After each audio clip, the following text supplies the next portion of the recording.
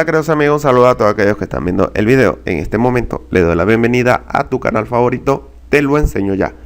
En este video tutorial te ayudaré a reparar el error 0xD0000034 que aparece en Windows Update.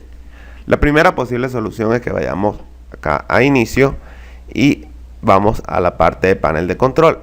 Entonces acá en la parte superior derecha de la pantalla aparece un buscador donde vamos a escribir solución de problemas. Ok, le damos en solución de problemas, a ver, y luego vamos a seleccionar esta opción que dice solución de problemas. Vamos a ir a la parte de sistema y seguridad en la parte de abajo y le vamos a dar donde dice corregir problemas con Windows Update.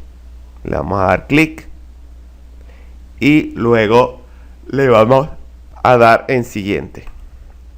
Entonces acá, como están viendo, va a empezar a buscar actualizaciones en línea, va a detectar los problemas, los posibles problemas que puedes tener con el Windows Update en tu computadora.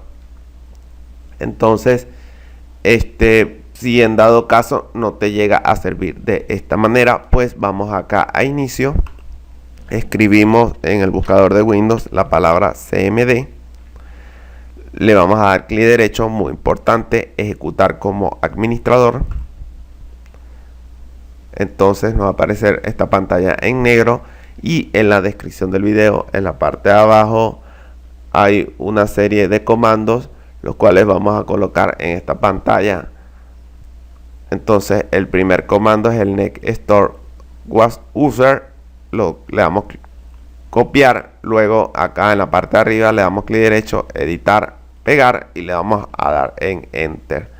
De allí pues vamos a ver varios comandos en la parte de abajo, los cuales los vamos a ir colocando uno por uno. Cuando lleguemos al next store C server, vamos a reiniciar la computadora y luego volvemos a abrir el CMD para que coloquemos estos dos comandos, primero luego de reiniciamos la computadora nuevamente y vamos a colocar estos últimos comandos que están aquí.